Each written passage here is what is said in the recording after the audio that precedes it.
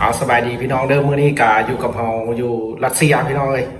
มื้อนี้ก็มีคอมเมนต์หนึ่งที่เพิ่นเม้นมาเมื่อวานนี้พี่น้องเพิ่นว่าอยากให้ไปไทยเหล้าที่ราคาแพงที่สุดของรัสเซียให้เบิ่งได้ว่าซั่นเอามื้อนี้เฮาสิไปแล้วก็สิไปซื้อเอาเลย เดี๋ยวสิทายให้เบิ่งเด้อพี่น้องสินค้าอยู่รัสเซียที่เป็นเหล้าที่มีชื่อเสียงหรือว่าเป็นเอาพี่น้องสำหรับมีคอมเมนต์ที่เพิ่นขอมาเพิ่นว่าอยากให้เฮาไปไทยเครื่องดื่มพี่น้องเลยที่ราคาแพงที่สุดของรัสเซียให้เบิ่งได้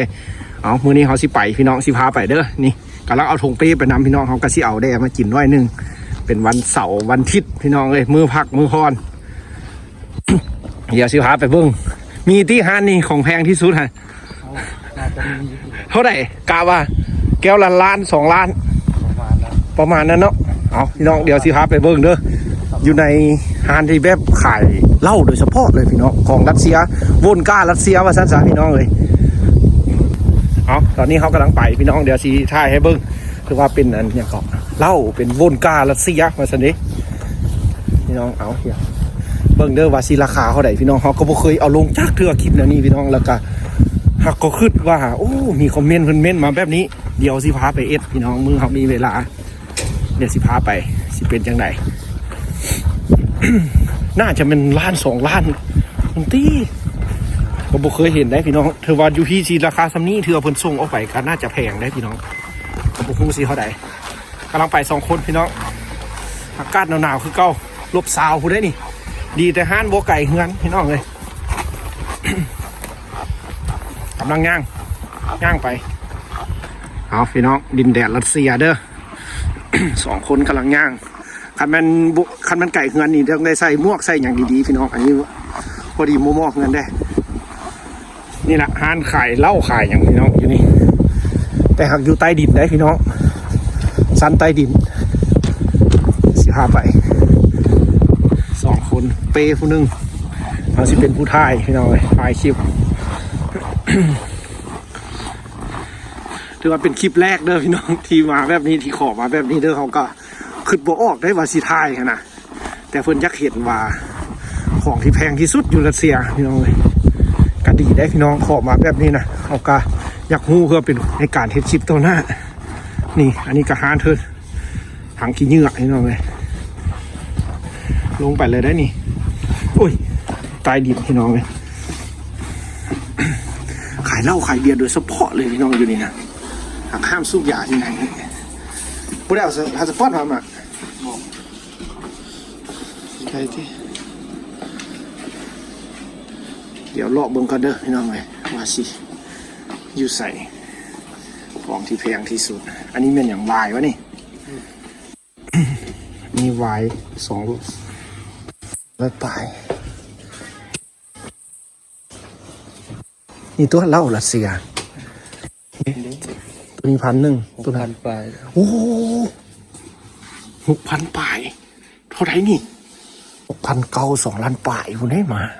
1,350,000บ่1,350,000เบิ่งตัวนี้สิเท่าไหร่ตัวนี้ล้านตัวนี้1,000โอ้มาวายตัวนี้500ใส่รอบดูตัวแพงที่สุดให้เพิ่นเบิ่งดูแม่นตัวนั้นว่าท่าน8,000พี่น้องเอาตัวนี้10,000 ปลาย10,000 ปลายแล้วยังเอาพี่น้องผู้ใดฮู้เด้อเขาก็บ่เคยได้กินจากเทื่อดอกพี่น้องแต่สิทายเบิ่งเพื่อเมื่อว่าขอมา18,000จากล้านวะเอาพี่น้องไล่เอาเด้อ1 ล้านกีบเขาแล้วถึงเงินรัสเซียอยู่3,500พี่น้อง3,500รูเบิลอันนี้ละแม่น18,000พี่น้อง18,000ไล่เบิ่งว่าสิเท่าใดตัวนี้12,000ตัวนี้เนาะ12,000ถือว่าอันนี้ละแม่นเพิ่นวางขายอันนี้โดยเฉพาะเลยพี่น้องเอ้ยนี่ เดี๋ยวเขาก็สิเลือกเบิ่งว่าสิเป็นจังไดพี่น้องเอ้ยไวน์ก็มีครบสุดเลยนะพี่น้องถือว่าหานี้ละแม่นเข้ามานี่แล้วแม่นสุดใจพี่น้อยนี่ใส่อันวุ่นการรัสเซียตัวหัวตัวใดนี่ก็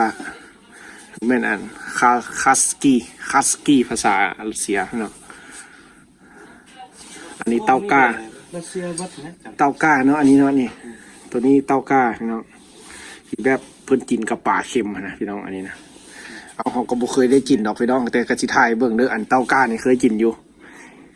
บาดลีนขนาดพี่น้อง ต้องมีแม่ฟองรัสเซีย ป้าตัวนั้น18,000หรือว่าเคยเห็นเท่าเดียวดีได้ตัวโตมา2,000เนาะแม่นบ่ตัวนั้นฮะป้าก็เห็น5,000 2,000พี่น้องมัน 4-5,000 นี่เอาพี่น้องอันนี้ราคามันเด้อพี่น้องไล่เป็นเงินเอาเด้อพี่น้องล้านหนึ่งแล้วมัน3,500พี่น้องถ้าเป็นเงินบาทไทยก็สิ1 ล้านเฮาก็สิถึกอยู่พันป่ายนิดนึงแล้วถ้าเป็นเงินรัสเซียกับเงินไทยก็สิหมื่นรัสเซียนี่ก็สิถึกอยู่ประมาณ 4,000 บาทหรือว่า 3,000 ป่ายบาทพี่น้องคือว่าเงินไทยแพงกว่าเงินรัสเซียพี่น้องอันนี้เป็นไวน์อันนี้นะพี่น้องอันนี้เป็นไวน์ ประเภทไวน์เนาะอันนี้เนาะมันบ่ไวน์ดำโอ้โหตัวนี้ก็1,000 ป่ายเห็นไหมเอาไวน์เด้อพี่น้องบ่มีแต่เหล้าแล้วก็สิถ่ายไวน์เบิ่งเป็นมักไหมเราบ่เคยได้กินดอกพี่น้องเวลากินก็กินเบียร์ป่อง1 2ป่องอันนี้แล้วมันเครื่องกับแก้มพี่น้อง ครบสูตรเดปลาเค็มบ้านพี่น้องพี่น้องนี่รัสเซียนี่เอาแก้มตะเวนก็มี แก้มตะเวนก็มีช็อกโกแลตพี่น้องช็อกโกแลตรัสเซียได้ดิเด้อปลาเค็มพี่น้องเอาขอบใจพี่น้องขอมาเด้อเอามาถ่ายให้เบิ่งพี่น้องมื้อนี้นะก็สิมาซื้อกินแต่หมดบ่มีแต่ตัวนั้นบ่คือว่านี่ละแม่นเต็มเลยพี่น้องเอ้ยเดี๋ยวจะน้อยแล้วเขาจะสิไปเอา12,000 8,000 2,000 2,000 2,249อันนี้ก็1,000 1,400 3,000อันนี้นี่1,000พี่น้องอันนี้นะตัวกวางเลยนี่คือสิหนาวขนาดเนาะ เอาเขาก็ไปซอกเอาของเขาที่กินบ่ได้ที่อันนี้รวยก่อนเนาะ รวยก่อนดีเนาะเอาสิทายของแก้วเขาเบิ่งเด้อพี่น้องมีอย่างใดของแก้วรัสเซียอันนี้นี่กับแมนข้าวจี้ใส่กรอกหมูอันนี้กับแมนช็อกโกแลตรัสเซียทีของแซฟรัสเซียอีกอันหนึ่งพี่น้องอันนี้ช็อกโกแลตถือว่า300 ปลายกับโบแพง100,000 ปลายบ้านเขา100 ปลายบาทพี่น้องเลยของปั่นของตอนของฝากแซฟได้ช็อกโกแลตนี่พี่น้องยอมรับว่าแซฟแพ้เอาพี่น้องสำหรับพี่เอื้อยเพิ่นขอมาหรือว่าเป็นเอื้อยบ่หรือว่าแม่นผู้ชายเขาก็บ่ฮู้พี่น้องอันนี้เราก็ถือว่าเขามาถ่ายให้เบิ่งพี่น้องของรัสเซียเป็นจังไดอยู่พี่น้องเอ้ยกับมีตัวหมื่นแล้วก็ตัว8,000ตัว12,000พี่น้องเอ้ย18,000รัสเซียเด้อพี่น้องเอ้ยสิราคาบ้านเพิ่นแต่ที่ไปตกอยู่บ้านเฮาจักสิเท่าใดขนาดอยู่พี่ก็18,000แล้วพี่น้องแต่ถ้าไปอยู่พุ่นเลยสิเท่าใดก็บ่ฮู้หรือว่าเขาก็บ่ฮู้ว่าสิแม่นของไทยของรัสเซีย100บ่หรือว่าน่าจะเป็นของไทยนำเข้าหรือว่าของทางยุโรปต่างประเทศอีกหลายๆประเทศเขาก็บ่ฮู้แล้วมื้อนี้เฮามาถ่ายให้เบิ่งพี่น้องเอ้ยว่าแม่นตัวนั้นพี่น้องแพงที่สุดนี่ตัวอยู่มือเขานี่18,000พี่น้อง แต่อันนี้ถือว่าเป็นห้านเพื่อนที่ขายเหล้าขายเบียร์โดยเฉพาะเลยพี่น้องเลยมาเลือกซื้อเลือกเอาก็ได้เดี๋ยวเขาสิพอไปถ่ายเบิ้งตอนนี้เขาเสี่ยวยังเอาอย่างใดมึงเอาแล้วเถอะจะเบียร์วะอันนี้เราเป็นเบียร์พี่น้องเบียร์ของรัสเซียเนี่ยกระโบแฮงเราเบียร์เนาะของ10 ปลายพันนะบ่นี่ตัวนี้ก็10 ปลายพันเนี่ย18 19ค่ะอันนี้ตัวนี้ตัวซีซุกินอ่ะเอาหรือวะเอาหรือวะเอาจากกล่องบอกว่าเอาเดี๋ยวสิพ่อสมอเอาพ่อเอาเสา4 ป่องให้น้องเขาก็ได้เอาหลายคนเป็นวันเสาร์วันอาทิตย์มือพักก่อน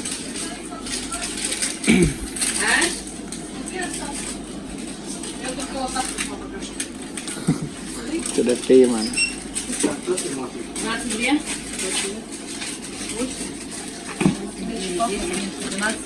อาหารบ้านเพิ่นมีไข่มีข้าวจีเด็กมักแตก3หน่วยมักแตกเลยนี่เด้อพี่น้อย50-60 พันเนี่ยห้านรัสเซียห้านขายเบียร์พี่น้อยนี่ก็เป็นเหล้าเป็นเบียร์บ้านเรา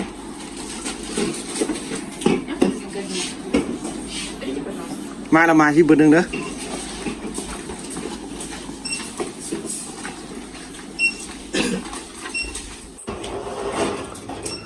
ว่าคักพี่น้อยเบิ่งสิถ่ายรูปไว้เป็นที่ระลึกบ้านหนึ่งก็เด้อว่าคักแท้ว่ะ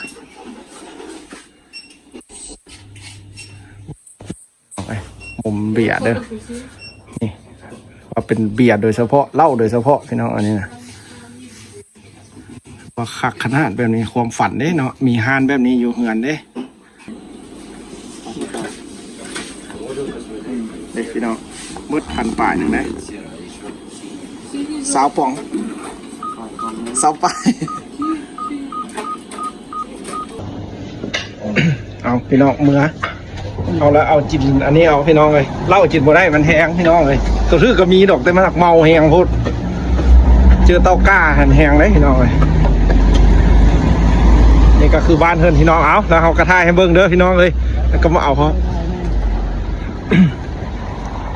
ชีวิตในรัสเซียพี่น้องเลยเอาขอบใจที่คอมเมนต์ขอมาเด้อพี่น้องว่าอยากเห็นเอากันอยู่นี่สิทายให้เบิ้งพี่น้องเลยว่าอยู่รัสเซียเป็นจังได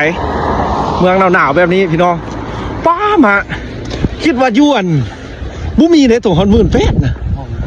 คิดว่าจะมี4-5 พันหนึ่ง18,000เนี่ยมันถึงจากล้านน่ะ5-6 ล้านผู้ใดพี่น้องแก้วหนึ่งก็ได้นะรัสเซียนะไล่เบิ้ง2 ล้านถึงอยู่7,000บ่แม่นเด้3,500 7,000 2 ล้าน7 4 ล้าน14 14โอ้8ประมาณ5 ล้านป่ายน้อยหนึ่งพี่น้องแก้วตัวอัน18,000อันถือว่าแพงสุดเลยมีแก้วเดียวอีกมั้งบ่น่าจะมีแก้วเดียวแต่เพิ่นก็น่าจะเอาสต็อกไว้หั่นล่ะพี่น้องมีตัว18,000เห็นอยู่หั่นแล้วก็ 12,000 เนาะคักเอานี่เอากันคือว่าไล่ให้เบิ้งเนาะตัวที่18,000หันกะซีทึกอยู่ประมาณ5 ล้านป่ายครับ6 ล้านเงินกีบพี่น้องถ้าเป็นเงินบ้านกะซีอยู่ทึกอยู่ 7-8 พันเนาะ 7-8 พันบาทแต่ถ้าคันอยู่พี่ว่าราคาซ้ำนี้แล้วสู้ไปคนบ้านเฮาต้องฮ้อนเลยประมาณ10 ล้านบ่อยู่พี่น้องเลยสมพรแหละว่าเพิ่นกินเหล้ามันแพงพี่น้องเลยแต่เฮาก็บ่เคยได้กินดอกพี่น้องครับมีแต่เพิ่นเม้นมาแล้วก็อยากไปถ่ายให้เบิ้งพี่น้องเลยแล้วว่ามันเป็นจังไดล่ะกะราคาเท่าไหร่พี่น้องก็ถือว่าขอบใจพี่น้องที่พอมาเด้อถือว่าเป็นคอมเมนต์ที่แบบเฮ็ดให้เฮากับแบบมีความเปิดกว้างให้ตนเองว่าก็ยังมีคนสนใจแบบหลายๆอย่างที่เฮาบ่คาดคิดถึงนะก็ถือว่าขอบใจเอื้อยหรือว่าน่าจะเป็นเอื้อยหรือว่าเป็นรุ่นอ้ายพี่น้องเฮาก็บ่ฮู้เนาะว่ามีแต่คอมเมนต์เข้ามาเดี๋ยวเขาจะเอาคอมเมนต์ลงให้เบิ่งพี่น้องว่าแม่นไผเอาเจอกันใหม่มื้อหน้าพี่น้องบ๊ายบาย